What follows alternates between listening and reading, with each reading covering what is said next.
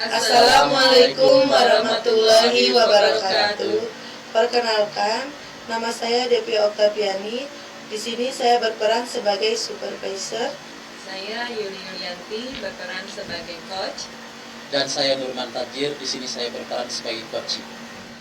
Assalamualaikum warahmatullahi wabarakatuh, Bu Yuli. Waalaikumsalam warahmatullahi wabarakatuh, Bu Devi. Gimana kabarnya, Bu Yuli? Alhamdulillah baik, Bu. Alhamdulillah baik ya, Bu Yuli. Sebelum kita melakukan coaching, sebagai awal saya akan melakukan beberapa pertanyaan nih sama Ibu. Yang pertama-tama saya akan mendiskusikan tentang rubrik penilaian kita hari ini ya.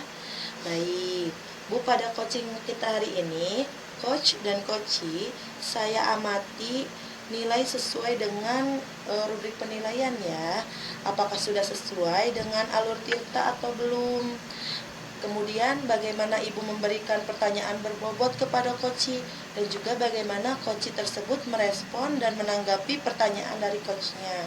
Nah, jangan lupa ya, disesuaikan dengan prinsip coaching. Di antaranya yang pertama, saya akan tanyakan kepada Ibu adalah kompetensi apa yang Ibu kembangkan pada coaching kali ini. Potensi yang ingin saya kembangkan yaitu yang pertama present, kehadiran penuh, mendengarkan aktif dan memberikan pertanyaan yang berbobot. Oke. Pertanyaan kedua ya, Bu.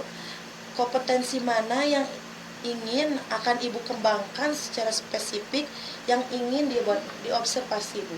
Kompetensi yang spesifik yang saya kembangkan yaitu mendengarkan aktif dalam proses coaching. Oke.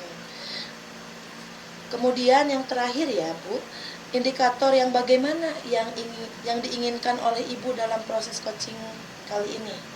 Saya ingin coachee saya ini bisa menemukan solusi dari permasalahannya atau menemukan langkah-langkah dalam mengatasi permasalahan.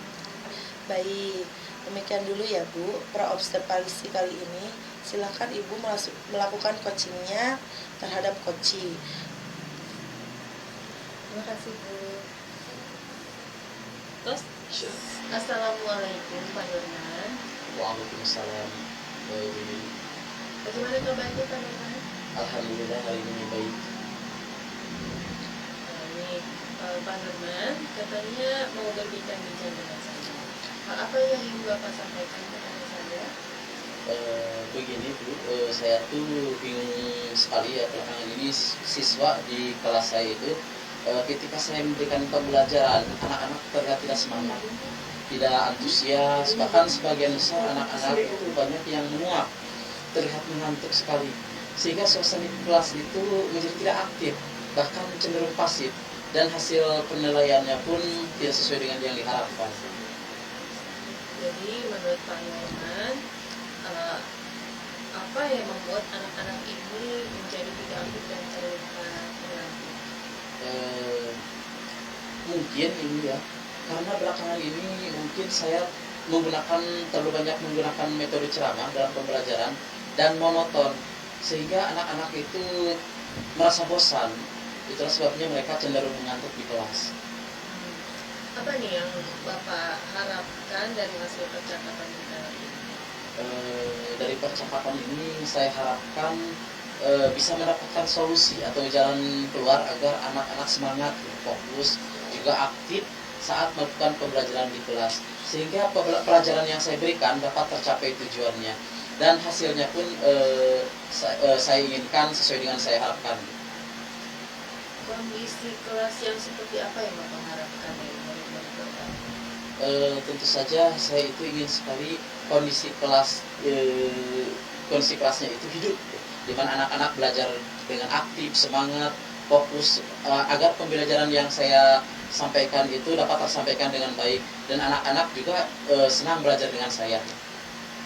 Baik ya, seandainya kita buat tentang nilai ya Pak dari 1 sampai 10, Bapak menilai cara mengajar Bapak di kelas itu di rentang berapa?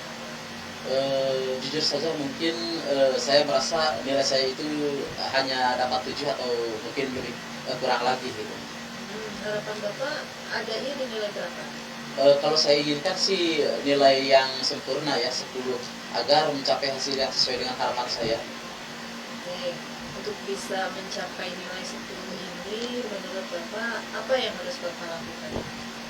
Kalau menurut saya untuk mencapai angka 10 ini, saya akan mencari referensi gitu, terkait penggunaan metode atau media pembelajaran yang lebih menarik, baik itu dengan berkolaborasi dengan rekan sejawat atau mencari referensi di internet, sehingga saya dapat menerapkan metode dan media pembelajaran yang menarik sesuai dengan kebutuhan siswa. Nah, sekarang rencana apa nih yang akan Bapak lakukan agar anak-anak di kelas sesuai dengan harapan Bapak? Rencana saya pertama itu saya akan mengubah metode pembelajaran di kelas agar menjadi pembelajaran yang menyenangkan bagi anak-anak. Misalnya contohnya adalah menggunakan metode permainan atau games agar anak-anak merasa senang ya. Selain mengubah metode, saya juga akan mempersiapkan media pembelajaran yang lebih menarik lagi. Misalkan menggunakan video atau alat peraga lainnya.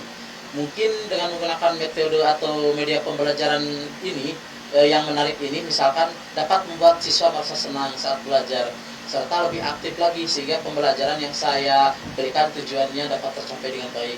Selain itu mungkin akan saya selingi di tengah-tengah pembelajaran itu dengan ice breaking ya, agar anak dapat kembali aktif fokus saat menerima pembelajaran yang saya lakukan. Kira-kira dalam melakukan kegiatan ini, siapa yang akan Bapak libatkan agar rencana Bapak dapat berjalan dengan lancar? Tentunya saya akan melibatkan rekan sejawat ya, untuk berkolaborasi dengan merancang pembelajaran yang lebih menarik lagi, serta saya juga akan meminta pendapat anak-anak gitu, dengan melakukan asesmen gaya minat belajar mereka, agar saya tahu gaya belajar mereka yang diinginkan oleh anak-anak sesuai dengan kebutuhannya. Kira-kira kapan Bapak akan melakukan rencana? Mungkin beberapa hari ke depan, tapi saya akan usahakan secepatnya. Ya, baik. Bagus sekali ya Pak Nurman. Dari percakapan kita kali ini, apa yang sudah Bapak dapatkan? Alhamdulillah ya, dari perbincangan ini saya menemukan solusi terkait masalah yang saya hadapi. Saya menjadi tahu bagaimana caranya anak-anak menjadi lebih aktif, lebih semangat, dan tidak mengantuk saat di kelas, sehingga nanti suasana di kelas itu akan hidup dan anak-anak senang menerima pembelajaran yang saya berikan. Alhamdulillah. Jadi sekarang Bapak sudah mempunyai gambaran ya, bagaimana caranya agar kelas menjadi kondusif serta murid dapat diarahkan keaktifannya dalam kegiatan pembelajaran. Alhamdulillah sekarang Bapak sudah mendapatkan solusinya sendiri ya Pak. Itu dapat dipecahkan oleh Bapak sendiri dan sangat hebat sekali. Tetap semangat ya Pak ya, agar anak-anak memang tidak mudah sebagai pendidik mengajar dengan berbagai karakter di kelas, tapi saya yakin Bapak dapat mengatasinya dengan baik. Banyak sekali ide-ide bagus yang Bapak lontarkan untuk mengajar di kelas. Tetap semangat ya Pak ya. Ada lagi Pak yang akan disampaikan? Untuk sementara ini mungkin sudah cukup Bu. Sudah cukup saja. Baik, kalau masalahnya sudah selesai, mungkin kita akhiri saja perbincangan kita kali ini ya. Terima kasih Pak Nurman atas waktunya. Ya, siap Bu, terima kasih. Oke Bu Yuli, menurut saya sebagai observer yang berlebih tadi, proses coaching tadi Bu Yuli dan Pak Nurman sudah berjalan dengan baik, dan juga proses alurnya juga sesuai dengan alur Tirta.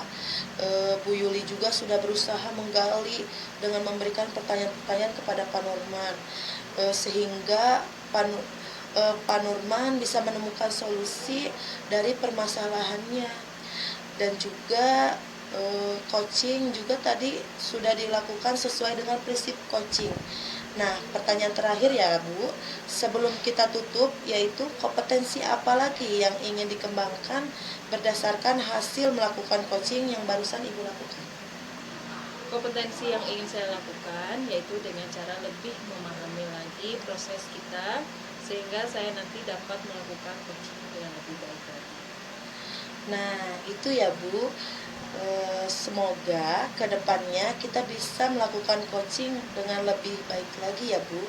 Demikian observer kita hari ini, semoga bermanfaat bagi kita. Saya tutup. Wassalamualaikum warahmatullahi wabarakatuh. Waalaikumsalam warahmatullahi wabarakatuh.